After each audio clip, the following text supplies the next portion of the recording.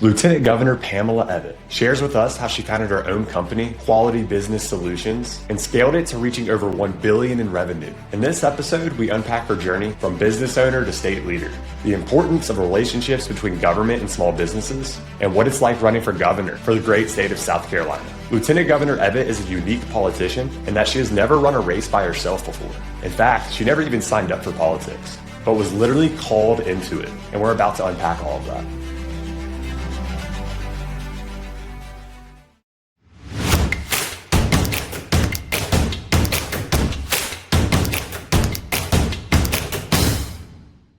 Well, thank you all for tuning in to the Carolina Business Leaders Podcast, where we share the stories of local business leaders and impact makers who are community focused and deeply rooted in the Carolinas.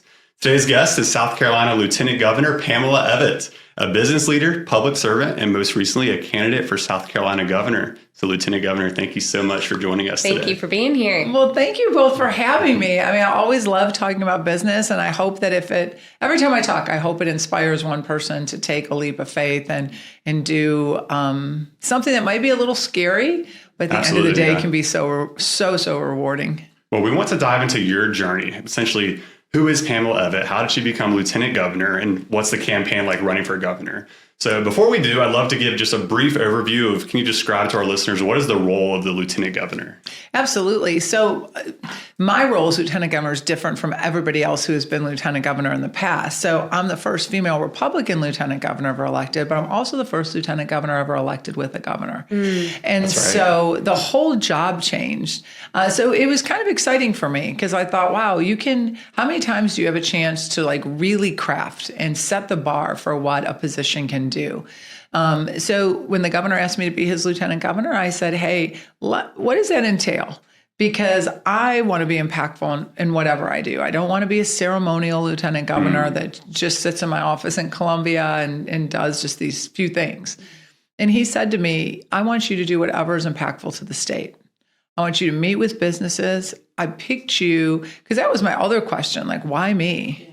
There was a lot of people across the state, a lot of talented people, some that had political experience. And he said, no, I want a business person. I want somebody that has signed the front of a paycheck, that understands how hard it is to run a successful business. And I want you to work with businesses across the state and find out where we're really doing good, but where we're lacking and where we need to make changes and adjustments. And that spoke to my heart. And so that's what I do. I've been doing since day one. I do what business people do. I make relationships.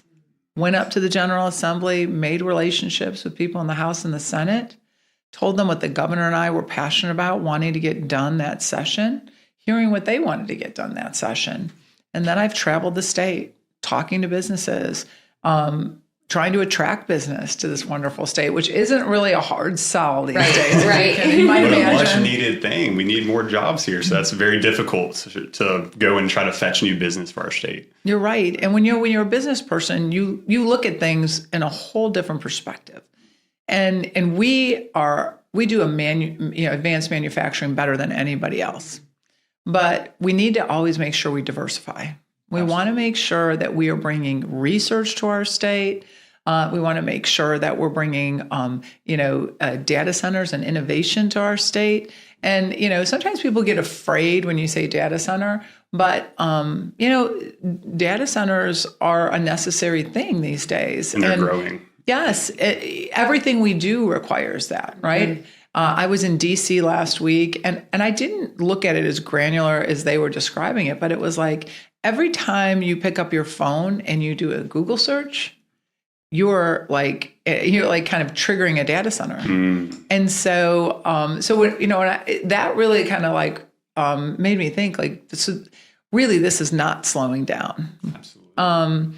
And so I just have to, when I look at my vision for the state, it's like, how do we continue to keep the best and brightest that are coming out of our colleges and universities and our technical colleges? How we're creating opportunity for them right here in our state so that they stay here. We don't want to lose our best resources, our talent, to other states. So it was very exciting for me to think I could have a part in help shaping what the state looks like and what its future look like. That's amazing. So as we talked about before, you entered public service, you co-founded, led your own business, and clearly it's helped you in your role today. But if you could, what inspired you to start your own business, Quality Business Solutions? Well, so I think it might be in my blood. My grandparents, I talk about the fact that my grandparents were all immigrants. They came here around 1910. They came from Poland. Wow. We share that background. There We you do. go. But my dad's parents, they owned a tavern and they owned a candy store. So, you talk about the American dream. Like I always pinch myself thinking my grandparents were immigrants and I'm the lieutenant governor of South Carolina. Like, wow. But they really embraced the American dream, right? They came here, had nothing, and decided to, in their community, like fill a gap. And that's what entrepreneurs do. Yep. You find something, you fill a gap, and you kind of live your dream. And that's what I think part of it is what made me do that. I came out of college, I was an accountant, I was in public accounting, then I was in the private sector. Then I decided, like, wow, I'm really, I switched from being a controller to being a consultant and decided I was making everybody a lot of money. Didn't know why I wasn't doing that for myself. And decided to go out on my own and felt like I could really help small businesses grow, doing the back end, their payroll, their HR. And government kind of made it easy, right? Because government was getting so big and government was throwing down new regulations every single day. And if you're an entrepreneur, you look where you can be most helpful to businesses. And they needed help, especially small and medium-sized businesses, keeping up with payroll regulations, keeping up with HR regulations, staying compliant. Because anybody in business knows that what you really don't want to have is a problem with government, right? Yeah. Because then it just consumes your time and your resources. So I started down that path. And I've always said that God dreamed a bigger dream for me than I could dream for myself. Because I started QBS in a small office in my house. And when we did our M&A, we grew it into a 49-state company. Wow. Operating in 49 states nationally. And we were really blessed, really blessed. At what point did you realize that QBS was going to be very successful? Because I know the first couple of years are always pretty hard. You're just trying to bring in enough cash flow to stay alive. What were those first couple of years like? And what point was like, hey, this is like a really good business? Well, I think, people always look at business owners where they are today, right? Yes. and if you're doing well and you've grown your business well, then everybody's like, oh my gosh. They don't ever ask you about those early years. And I'm so glad you did. Because when I first started QBS, I worked 3 jobs. Wow. I worked for a software company, a software that I was using that I was training people on as a consultant. So I was still working for them. I was a CEO for hire. So like small businesses who couldn't afford to have a full-time CEO, I was doing a fractional CEO. Yes. Nice. I was coming in and they had maybe a bookkeeper that was doing their bank statements and, cutting checks. And I was coming in at the end of every month or a couple times a month. And I was wrapping together all of their accounting functions and producing them a P&L at the end of every month. And then I worked on QBS. Wow. And so Why did you sleep? I know I didn't. And that's why it's good to be young, right? You don't need as much sleep. But I think that's the part of the story when you talk about people that are successful. It's the one thing I don't think we emphasize enough. And that's why I said I'm really glad you asked that question. Because it's not easy. I don't know. I've never heard anybody who said, wow, I had this idea. It just skyrocketed. I never had because as I was growing QBS, I didn't take a paycheck for a while. That's why I had to have other revenue streams because I was putting all my money back into the business, working on technology, upgrading technology. As we were growing and our client base was growing, I was having to hire people. And so I was looking at the business and the bottom line. And you can't, I'm an accountant by trade, right? Yeah. And so, the idea of, taking out loans to try to build too quickly, I felt building slow and steady was better. And in my case, it actually turned out to be better.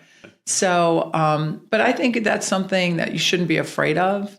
Now as lieutenant governor, I give commencement speeches an awful lot. And I talk about the American dream. And the American dream isn't that because you're American, you get the dream. You get the opportunity as an American to work as hard as you want to work to achieve the goals you want. And I think that's the part that sometimes now gets missed, is that hard work part in the middle. Absolutely. We had this rang a bell. One of our first guests, Gary Bernadette, said something that really stuck with me. It was no one is out there saying, hey, let's let this person be as successful as they can possibly be. Like, you have to really work, and it's behind all the closed doors and no one sees it. People might be cheering for you, but no one's going to give it to you per se. And so that's really stuck with me. And I'm glad that you can resonate with that starting your own business. I mean, you can relate to all these small businesses across our state in that respect. So it's really fascinating. It's really great. Absolutely. And, but what I do tell people on the other side of that coin is don't be afraid. Because, I was a woman-owned business. I was a certified woman-owned business. I didn't do that till so far down the pike. And I did it because somebody had said to me, hey, you should register your business as a woman-owned business. And I was like, okay. But by then I was too big to get the benefits that organizations like that can help, right? So I came in more as a mentor than I did as a recipient, which was really nice. I put my head down and worked. You said, when did you realize what you had? I mean, literally, the funny part of that is I had, I have somebody who's been with me now for 12 years, and she came down to my office one day and she said, you have to stop being so entrenched in the business, because everybody knows your business. Nobody knows you. Like they're like this, you're like this mythical creature. Like people might know your name, right, but they've never seen you at anything. And it's because I was a mom. And so I worked really hard from 8 to 5:30. And then I was at my kids', lacrosse games or their tennis games. And in the meet and greet stuff, I didn't do a whole lot of. And so one day I was getting everything ready for our accountants because one rule of thumb, if you're an attorney, you never want to defend yourself. If you're an accountant, you never want to do your own books. That's great. But I was getting everything together, and we had just hit over $1 billion in revenue. And I was like, oh my God. Like I looked at it and I see the numbers every day, but something clicked. And I was like, wow. That's crazy. I know. Like, oh my gosh, we just crossed. How many years over. in was that? We were probably 18 years in. And we hit that benchmark, and I was just like, wow. Like I never, you go into these things envisioning creating a business that helps you, it helps support your family, you're doing something you love to do. But then to see what it's turned into, like, I think that was the first time it hit me where I kind of sat in my chair and went, oh my gosh. And you started this in Travelers Rest? Yeah. So, So initially, I'm an Ohio native. I was born and raised in Ohio. That, you don't be afraid that the business model that you have in your mind that you sketched out on paper will change. It will. Absolutely. You're going to pivot for sure. You have, it has to be fluid, right? And so I had this idea that, I'd start in South Carolina, I'd start up north. We would merge kind of in the middle. And then everything started taking off so fast down here that was like, nope, we're going to start in the Southeast. Right. And this is where we're going to focus our grow. And instead of like growing and meeting in the middle, we were going to grow in this spot and we were just going to balloon out. And that's kind of what we did. So that was like my other life lesson to people starting a business. A plan is only good as the day you write it. Right. It's when you start living it, you have to make sure that it moves and flows. So good. The background on the business is so helpful for us and listeners. So what then motivated you to transition away from the business into public service? Now that's the funny story. That's the funny part of the story. So as we grew, we were in 49 states. And so I just started seeing that it was getting harder and harder to start a business, more regulations, harder, more hoops to jump through. And I was getting frustrated for my clients. And one day I was talking to my husband. I was like, I think the American dream is going to be further away from our kids achieving than it was my grandparents. Yeah. And I said, I think someday I want to jump into the arena and and actually take some business experience into the public sector and kind of rein that American dream in a little bit. Exactly. And try, like have government start working with private industry, because we do such a great job of, what we do, because you have to. Because if you don't, you go out of business. Right. So why does government, my big thing was, why does government never bring us to the table? And so I went to my husband, I said, yeah, someday I'm gonna run for office. And he was like, oh yeah, that's great. Like, when are you gonna find time to do that? Yeah. As if you weren't busy enough already. If we weren't busy enough. But I'll tell you, that's why I became such a President Trump supporter. Because I watched him come down that escalator and I was like, listen, I know he's a developer and I know he's a reality TV star, but he's a business. And all I cared is that he was a businessman. Yeah. That he was a businessman that had to struggle like we did, that had to sign the front of the paychecks, that had to create jobs, that had to make sure his employees had benefits. And to me, he was the guy.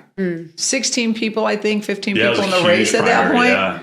And all I thought was, this is the businessman. I don't want, these career politicians aren't going to be able to give me the changes I'm looking for me, for my clients.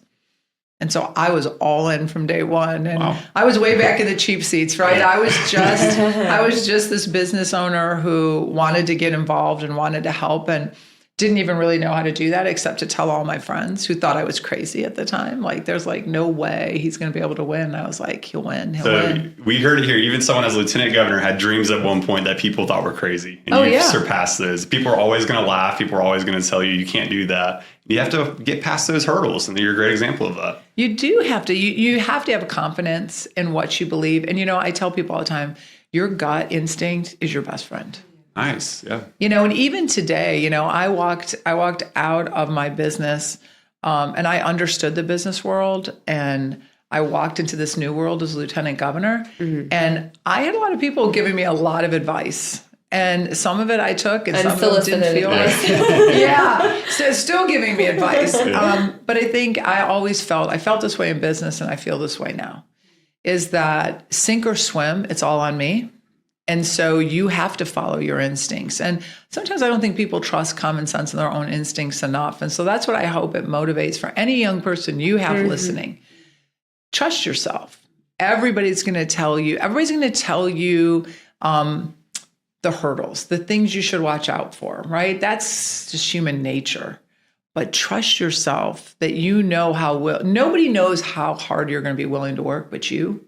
And so always, listen to people's advice. Doesn't mean you have to take it. I would love to get your take on your journey to lieutenant governor. So I remember I think it was 2018 when you first started, and Nikki Haley stepped out to do the United Nations, and McMaster, who was lieutenant governor, became governor. Yeah. And so there was a vacant spot. Can you walk us through kind of what that process looked like? Well, it did. So when the governor ascended to governor, a member of the Senate, Kevin Bryant, filled the role of lieutenant governor and kind of did the remainder of that term, because that was like this gap period where there wasn't going to be a special election, because now we're going to have this new way of electing a lieutenant governor.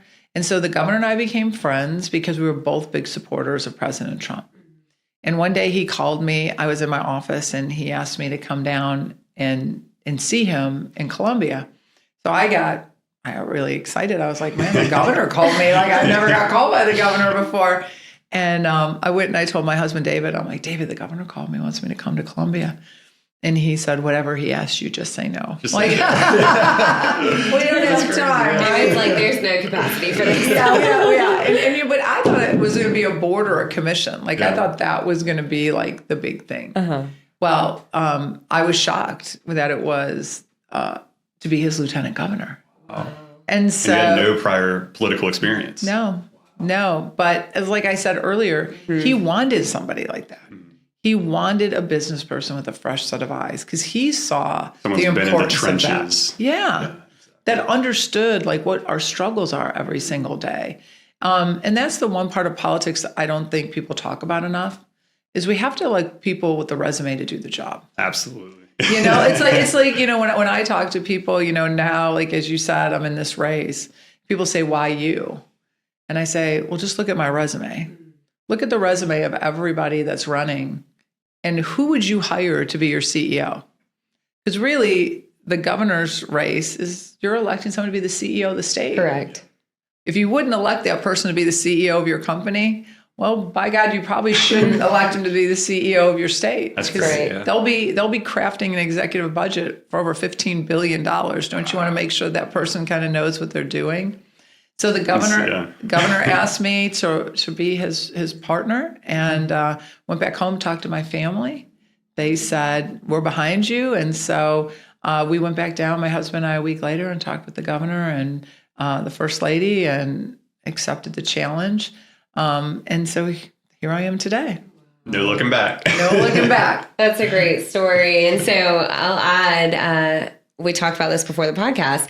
I helped with Governor McMaster's campaign as a college student, which is where Pam and I originally met. And so that campaign was a lot of work, putting signs in everywhere, door knocking. I mean, all the traditional things you would think of we were doing, putting on events all over the upstate. I helped with the upstate. So that being said, you ran alongside that campaign through all of that time.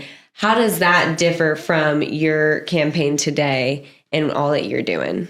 So, I think every campaign is handled different, and everything has changed so much, right? Mm-hmm. Back then, TV was big. TV is still big, but now there's so many outlets. You have streaming, you have digital, you have all these other things. You have to, I feel blessed. I have an amazing team that is state of the art, and they know how to get to people and target and get your message out. But it is a lot different. I think there's something to be said for that grassroots touch. I have been, since I announced, been traveling all over the state, and I love to do meet and greets. My mom says she lives with me. She's 96. She'll be 97 next month. And she always tells me, everybody wants you to ask them for their vote. Everybody wants to meet you. To talk to somebody and meet somebody, that's what really makes people connect. And she was right. And Representative Bruce Bryant, early on when I became lieutenant governor, said to me, everybody you meet, ask them for their vote. Because everybody only has one vote, and they want to be asked, right? To have it. And most people are not going to be asked by somebody. Yeah. That's I like that advice. Yeah. When you were starting QBS and in the business trenches, did you ever see yourself running for governor one day? Never.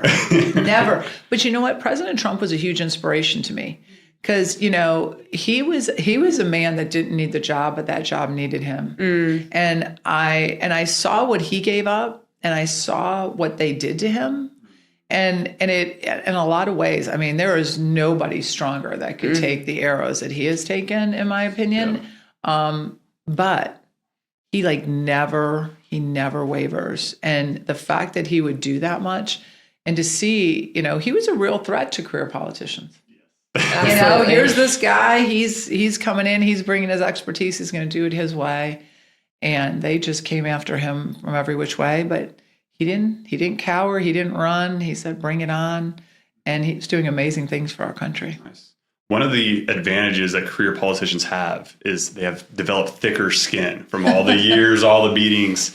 You coming in from a business background straight into the position of lieutenant governor.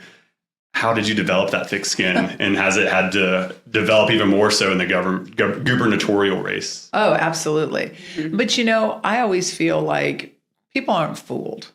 When you have hokey ads that come out that portray you one way or another, I think people look at that anymore and go, I don't know. People want to hear what you're going to do for them. Absolutely. They want to know that you have what it takes to hold the position you're holding. And that's why I've been so blessed that the business community has come out in full force, really supporting me, saying, we really want a business governor. We really want you to do this. Long before I had made up my mind to run for governor, I had business leaders from all around the state saying, do this, do this. We'll stand behind you, do this. That's great to have that support. And now it shows. Yeah, now it shows. And when you have a good support and good family and good friends, they help you get past the mudslinging that happens. And I just really soared in the polls. And so, of course, that's when it really starts, right? But my mom, she's a woman of faith. And she says, hey, when the devil's chasing you, you're doing something right. That's right. I rely on my faith an awful lot. With the gubernatorial race, if you win November 4th, whenever the date comes, what do those first 100 days in office look like? So it's pulling the team together, right? It's really focusing on priorities that I've been talking about on the trail. It's making sure we get to work on eliminating state income tax. Texas, Florida, Tennessee, they've done it. We can do it. And we're going to do that by really taking what we all know in business. It's called running efficiently. President Trump called it Doge. I've been calling it Skoge because it just makes it seem like it's more South Carolina personal. But it's really taking technology, leveraging AI to really streamline what we're doing. I love that. As a cyber engineer, I love AI. I love it. Yeah. Oh, good. Keep some time free. I'll have to make a phone call to you because I think that becomes huge, is going into all of our departments because we have an aging workforce. Anybody who read the first business article knows that. If we don't get ahead and start utilizing technology to run efficient, we're not going to be able in a growing state like ours to keep hiring and hiring to try to fill gaps. We need to use technology. Absolutely. It's what business people do. That's where we put our investment in. And AI is changing the world from the way builders build all the way down to how we're having breakthrough in the medical space. I'm so glad you brought that up because a lot of business leaders are not sure about AI, so they just kind of like ignore it, but it's not going anywhere. And it's a great tool. So you want to be kind of on the top of that wave rather than rather at the end of it when the wave's crashing down. So it's great to have a lieutenant governor that's very pro AI and very aware of it and wanting to use it, take advantage of it. I kind of see it like the internet. It's like the internet was a huge boom. The internet does a lot of great things. There's also a lot of terrible things for the internet. And that's what AI is going to be. So we want to leverage those great things and try to make those as strong as possible. Yes, Heath knew about AI before any of us knew. And so that's what happens when you're a cyber engineer, comes home with this resource. I told him that was scary. I wanted nothing to do with it. And now it's my saving grace. I use it all the time. So Pam, for young professionals, especially women like myself and a lot of our listeners, that are considering leadership in business or politics, what advice might you have for them, especially being a mom, a business leader, a mom, and now a politician? So please share with us what advice you might have. Well, what I tell people is don't be afraid, right? We, especially I think women, we are our biggest roadblocks, right? We overanalyze everything. We say like, oh my goodness, how is this going to take time away from my family? Will this take time away from my kids? I will tell you, if you had my kids here today, they knew I worked, but their vision of a working mom was I was their room mom. And I went on field trips with them because I had the ability to carve those times out in my calendar. So, I think so many times we do the what if game, like what if this happens? What if that happens? I won't be able to do this. Don't let that stop you. I think we have so much to offer. I think women bring an amazing perspective. I have 3 older brothers and 2 sons, so I'm never going to be a man basher. But I think women's perspective at the table is always, because it's a different perspective, right? We look at things through a different lens. We're wired differently. And I think that just makes us better. So what I would say is don't be afraid. When I give speeches, I say all the time, I say I have 3 older brothers. And literally, if we were both filling out the same questionnaire, if they had ever even heard of a topic, they check the box of being an expert in it, right? Right. And I would be like, oh, I don't know. I've read some things. I can't say I know much about that. And I think it's just how we're wired. Yeah. And don't be afraid to ask women for help. Like men are so much better at that than we are, right? Like, there's something you need to know about. You have a friend in another industry. Maybe if it comes to moving a table at your house, right? You don't think at all about calling a buddy and going, hey, can you come over tomorrow and help me move this? Yeah. Don't think about it. How many times do you call somebody and say, I need help doing this. Can you come over and help me? Right. We don't want to be a bother. Exactly. So women, we don't utilize each other as a resource as much as we should. That's right. And that's why I felt compelled that's why I registered my business as a woman-owned business. And I wanted to be a mentor. So I was part of WeBank, not in a capacity. I wish I knew about it when I was a startup business because banks are there to help you with small business loans and big companies are there to try to fit you in into their space. And and utilizing and trying to cultivate small businesses. So I was just trying to encourage women to like get out of their comfort zone. Talk to 20 women in this room that you don't know and who may not even need what you're doing, but I'll bet you they have a friend that might need what you're doing. And when they have your business card, they may say, hey, I remember meeting, and she seemed really nice and really knowledgeable. Why don't you try calling her? That's how we end up helping each other. And so that would be my best advice to women. Powerful. Very good. Before we close, for those that are listening, why should they vote for Pamela Evette?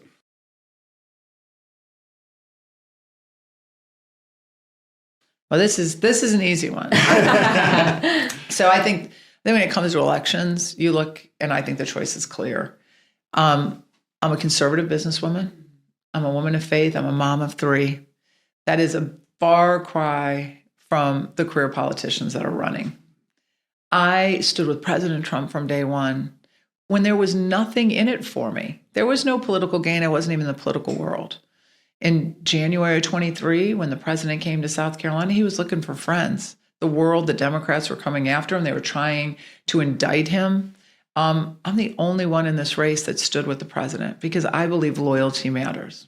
Not just when it's easy to be loyalty when it's easy to have loyalty when you think you can leverage it to your own good. Right. But it's a big sign of character when there's nothing in it for you. Absolutely. And then it goes back to something we talked about. I have the resume to do this job. I started my business from scratch. You won't see any other candidate who started a business from scratch. Grew it into a national company, all the while raising 3 beautiful children. I have not sat my whole life in the political world. So, look at the resume. See who you really want. Who would you want to run your business? Who would you want to run your household? That should be the business. That should be the person you want, to run your state. Well said. And then lastly, for anyone that's listening and wants to get involved, wants to support your campaign, what is the best method for them to do that? Well, go on to PamelaEvette.com. You'll see everything that we're doing. I'm moving all around the state. Sometimes, I do meet and greets. Depending on the time of day, there could be 150 people. Sometimes there's just 20 or 30 people. And it's a great intimate conversation. I was in Florence yesterday at 1 p.m. At this great little restaurant. 30 people showed up wanting to talk and hear and listen and get feedback. And I think that is so important because those 30 people, they'll each tell 20 people about that talk. So sometimes I like the small talk. So it's a lot of fun. So look out there, see where I'll be traveling around. We put that out there. I would love your support and volunteering. You were a great volunteer. Thank you. Love to get more people volunteering. They can sign up to volunteer, sign up to get my newsletter. And check me out on all my social media platforms. So there's lots of ways to find me. And of course, the governor has a great saying. There's 2 kinds of candidates, one that asks for money and losers. And so there's a way to be able to support the campaign financially too. Absolutely. Well, Lieutenant Governor, it was an absolute pleasure. Thank you so much. You guys, thank you so much for having me here. I hope in all the viewers that you reach that I've inspired a few people.